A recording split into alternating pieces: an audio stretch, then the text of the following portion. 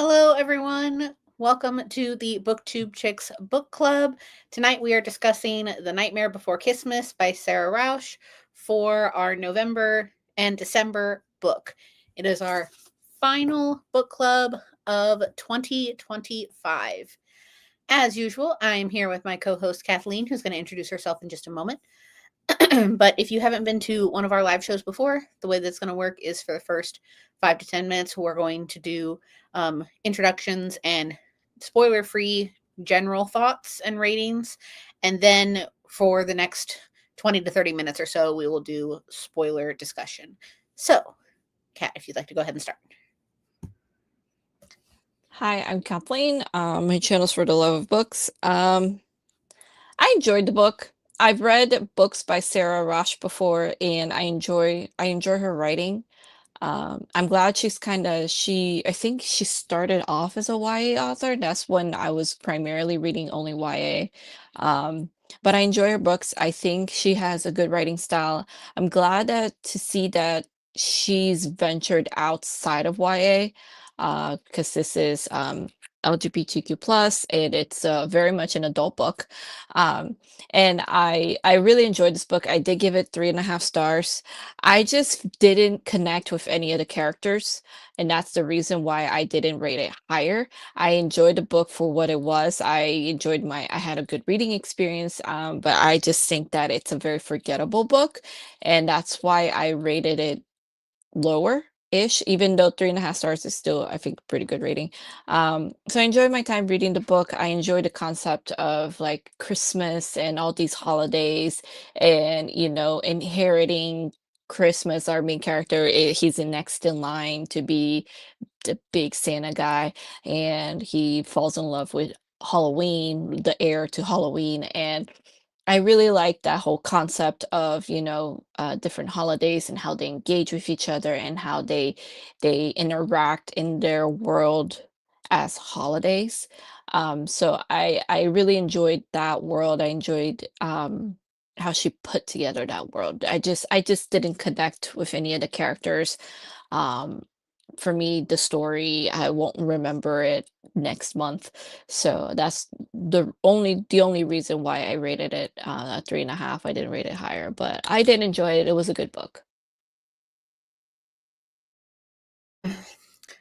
My name is Chloe. You're on my channel. I really enjoyed this book. I gave it 4 stars. It really gave me, I don't know if you got this too, but it gave me vibes of like the Santa Claus movies, especially the second and the third one, where all like Father Time and Mother Nature and Easter Bunny and Tooth Fairy are all there, and I love those vibes. This is my first book by this author. I have not read any of their young adult work, but I did hear a lot of really good things about this book, and I feel like I had a good time with it. I definitely understand what you're saying about how it could be forgetful, because especially considering how much stuff I read in a year or even a month, um I can definitely see where that is, because I've already read a couple of books since finishing this, and we're going to see how much I remember. Um but it definitely gave me more Christmas vibes than it did Halloween. So if you're thinking about like, should I read it for Halloween or for Christmas? I feel like you should read it more towards Christmas. But I really enjoyed it, and I'm excited to talk about it. So where would we like to start? Oh, I'm not sure. Okay. It's weird thinking about Santa as a kind of like villain Yeah. in this story. Especially because I was thinking about the Santa Claus movies and that style of Santa. Um, Yeah, I enjoyed how she did that, because normally when you think about like the holidays, usually the Christmas is the big, even in most movies, Christmas is usually the good guy, and then it's Halloween, who's the bad guy. And in this case, it turns out that Santa was plotting to like take over all the holidays kind of thing. And and it ended up being the guy from Halloween who helps his Santa Claus's big son stop Santa Claus from, controlling everything. But yeah, so I enjoyed that she kind of twisted that around into where it's not always Christmas getting all the glory. It's, sometimes the good guy can be the traditionally bad guy. What I think we're really looking at here is a story about consumerism and capitalism. Because there is a lot of that, how the holidays are just cheap toys at this Yeah. point. So I liked how what was his name again? Cole. I liked how Cole was really getting down to like, what is Christmas? What are these different holidays? All the joy and like family. And he had a good heart. Like he wanted to solve other problems. What I thought was interesting about going back to Santa being evil, which I feel like he kind of got like a little bit of redemption towards the end, maybe, is that if these other holidays like Thanksgiving and whatever other holidays were giving a percentage of their joy to Christmas, what like if those holidays like were no more, if they gave 100% of their joy to Christmas, or Christmas just like absorbed them, I want to know how the magic works of like, do they no longer exist in the regular world? Yeah. Yeah. And yeah, that's I don't think ultimately I don't think he wanted necessarily to take all of their joy. I think he just wanted to have the majority so that because his ultimate goal was to take control of Mm-hmm. everything. Um, so I'm not sure. That's a good question. I'm not sure how that would have played out, but I don't think he wanted everything. I think he just wanted enough to have control of everything. Mm. And yeah. Do you think that you're going to read the second book? Probably. Yeah. I'm really excited for it. I just recently picked it up, and it's shorter than the first book, but it looks like we're following the brother from the first Oh, one. really? Yeah, what Chris. And it's a Christmas and St. Patrick's Day I mashup. saw the cover. I was like, I remember it being something about St. Patrick's Day. Yeah. I'm so excited for it. But I'm wondering, is it going to lean more towards Christmas or more towards St. Patrick's Day? When should I read it? Yeah, because that's also like, I feel like that's a big gap between those two Mm-hmm. holidays. Yeah, and it looks like it does look like it's going to be somewhat of a more direct sequel to the first one. So because it says with Cole busy reconstructing Christmas, and then it talks about the brother. I'm very excited for that. And she also has another book out called an entanglement of wizards or something Hmm. like that.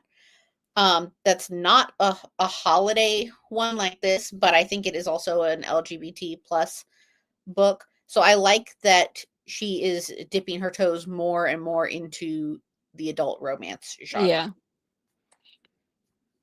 Yeah. I think a lot of authors, I've seen a lot of YA authors just starting to venture into like adult. And I think a lot of authors like to start in YA to kind of get Mhm.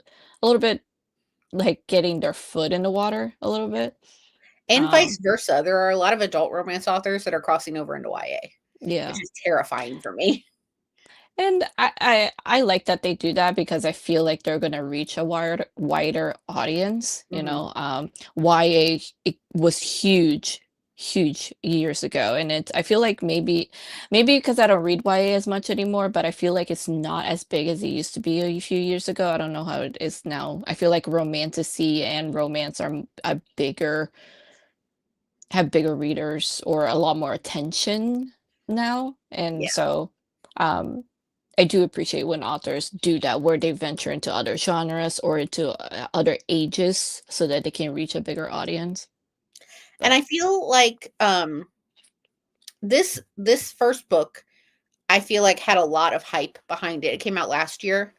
And it did have a lot of hype behind it. And I liked it. So I don't know if the Mhm. hype is fully there because it wasn't like a 5-star read for me, but it was definitely a good read for me. The second one is one I haven't heard much about. Yeah. And I want to know, I mean, we might find more information in the second book, but I want a story with the Easter princess. I can't remember her name. Same. Yeah. I was like, she seemed sweet in the book. Like I liked her character in the book. But I would like for her to also it would be nice to have also a story following her, especially if she's continuing the series in the same world and Yeah, following I'm characters we're familiar with. gonna see if there's any news on there being more. Because so far I just see these two. Oh, it looks like the entanglement of rival wizards is the start of another series because there's going to Mm, be a second book next year. okay. I wonder if it's just going to be like a bunch of duologies. Hmm. Yeah, I don't see anything else.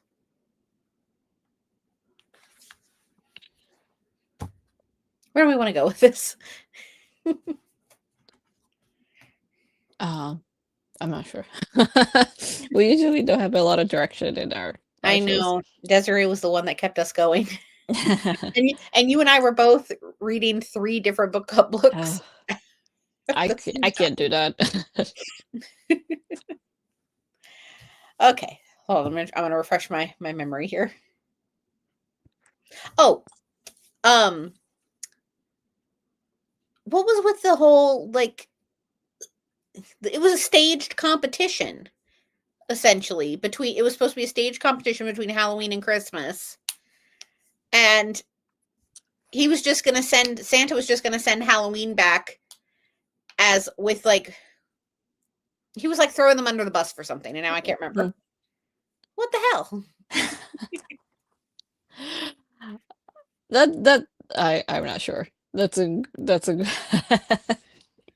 I did like the whole like it was basically royalty, holiday royalty, and yeah. I liked that kind of setup that was done.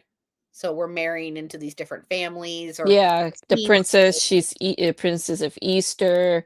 He Yeah. was the prince of Christmas, and then also Hex was the prince of Halloween, right? And the other Easter princess was also his ex, and she was getting married to somebody. I want to know that story too. Did you listen to the audiobook? Yes, I listened to the audiobook and read the ebook, but it I was really mostly the liked audio. the I really liked the narrator.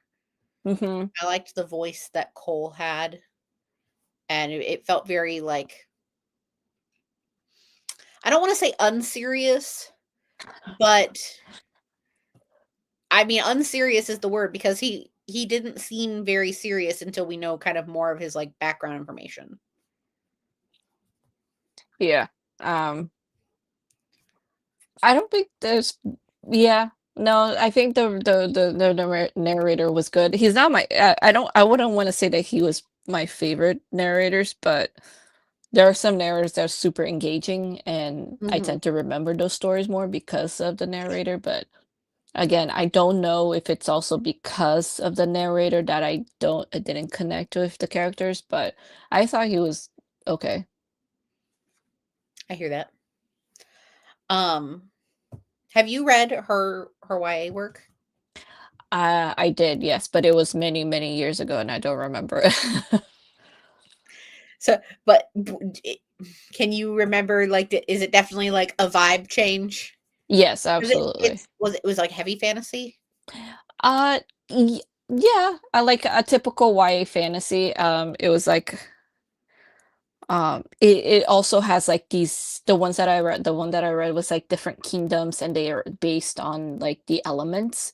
Mhm. So one kingdom is the winter element, the other one's an earth element, and winter, from what I remember, something was going on with winter, and she had to travel to the other season kingdoms to get help. That's all I remember. It was a long time ago. But yeah, it was definitely a change. Um, I felt like this one was, even though there was all these issues with, Santa Claus being the bad guy, I felt Mhm. like this book had light-hearted vibes. Yeah. That one was, the YA was a little bit more serious Mhm. in terms, but I like the lighthearted vibes of, um, because sometimes you just need a book that you can just read and immediately forget about. Like, yeah. Casey West is really good with slice of life Yeah, stories like and the thing is, I mean, I don't know about you, but for me personally, I know there are a lot of people who read books to review, to really, absorb and really, they're more, how should I put this? Like for me, I read for fun and I read I read it for the feelings. And so once I read a book, I will enjoy it, but the next day I could forget everything about it, but I will always remember that I really enjoyed the book. I may not remember all the details. Like some people really are good with remembering the details of the books that they read. I'm not like that, but I will always remember how I feel about a book. So, um I'm really bad at reading critically. yeah, that's the word, yeah, reading I cannot read critically. I just read the book and I decide how I feel about a book. Yeah, Sometimes it's a and 5 just for vibes. exactly. I could try to read critically, but I feel like that hinders my reading experience sometimes, depending on the book. Yeah, I Like, can. I can't be muddiness all the time. Um, so with I'm trying to remember what was there was a 3rd act breakup, and I can't remember what it was. You mean between Hex Yeah, and which Trin? I kinda don't like that his name was Hex. I don't know. Why? I don't know. It just feels so weird. I mean, it's very Halloweenish, though. Yeah, his name was Cole, but really his name was Nicholas. But yeah, I can't remember what the 3rd act breakup was, but I love that it felt very also coming of age where Cole realized like he needed to like step it up. He really needed to have a plan to stop his father from destroying these other holidays. And Yeah. I I like that he started inviting people to the wedding that wasn't to be. And I like that even though he was young and his dad was a big enforcing presence, Mhm. he knew that in his heart, he instead of being loyal to his dad, he had to be loyal to who he was and to ultimately his position Mhm. and and the fact that he will inherit the throne of Christmas, whatever, and that it's ultimately up to him on what kind of future he wants. So he had to choose between loyalty or doing the right thing for Christmas. And so I did like that message of the book that sometimes, you do have like these imposing forces on you, but you can't always give in to the peer pressure. You got to do what's right. And yeah, I liked that he ultimately said no to his dad about, the arranged marriage because clearly he Yeah. didn't want it and the princess did not want it. The other thing though about Santa trying to like do all these things to like secure his children's future is Cole is still going to be the new Santa one day. Yeah. Like he could completely change how things run. Yeah. So it's like, what are you doing, dude? What are you Yeah. doing? But I mean, he was still like I was about to say grief stricken, but their mom's not dead. She's just out of the picture. Yeah. Um, um, but yeah, I I enjoyed Cole. I think I agree. It was this book felt like it was a little bit of like coming of age for Cole. Mhm. Um, and I liked his character development throughout the book. I wonder if in the second book they're going to touch base more on the mom situation because we know she's alive. she's just on a beach somewhere. But it seemed like towards the end, Chris actually had more issues with mom not being in the picture. I was gonna say that. I think they may, just Mhm, because I feel like her leaving affected him more than it did mhm. Cole, and because he wasn't there a part where he was talking to his brother and he was like afraid, or Cole noticed that he was afraid that his brother was gonna leave him, and he had like this trauma because his mom left. Yeah, Um, so I do feel like the mom leaving affected the younger brother more. So I do hope that in the sequel they do touch upon that, just because it is his story now. So yeah. Um, I want to read the synopsis of the second book to see if it gives us any hints. okay. Maybe we should buddy read this closer to St. Patrick's Day. When Okay, did that book come out? Did this it book came recently out. get published? This one came out this year. Um, it might have come out around St. Patrick's Day. I'm not 100% sure, but it was definitely in 2025. Mhm. Okay, let's see. It's enemies to lovers in this sexy, delightful holiday mashup that pairs the spare prince of Christmas with the crown prince of St. Patrick's Day. Someone has been stealing Christmas's joy, and there's only one clue to the culprit: a single shamrock. With Cole busy restructuring Christmas, Chris volunteers to investigate St. Patrick's Day. His cover: an ambassador from Christmas to foster goodwill. What could go wrong? Everything, it seems, because Lachlan, Crown Prince of St. Patrick's Day, isn't happy to host the Christmas Prince. Chris tries to be professional, but at every event they're shoved into across Ireland, Locke is loud, infuriating, obstinate, hot. Wait, hot? Chris might be in trouble, especially when it turns out Christmas's missing magic isn't as simple as theft, and there's more at work behind Locke, too. Can a spare prince unravel this, or will Chris lose something more valuable than his holiday's resources, like his heart? So it sounds like because it's in Ireland, it's probably going to be more of St. Patrick's Day vibes than it is Christmas vibes. Yeah. Yeah. Red and green. That sounds so good. Look at this too. It's also Christmas colors. Oh, okay. Well, I'm excited for the second book, and I'm glad that we read the first book, and I think we can go ahead and kind of wrap up our thoughts and talk about 2026. Okay, go ahead. Okay. All right. I enjoyed this book. It was a fun uh holiday. It's mixed with LGBTQ plus romance, mixed with a little bit of fantasy and lightheartedness. It was a fun read. I didn't personally connect with the characters, but I do think it was a fun story.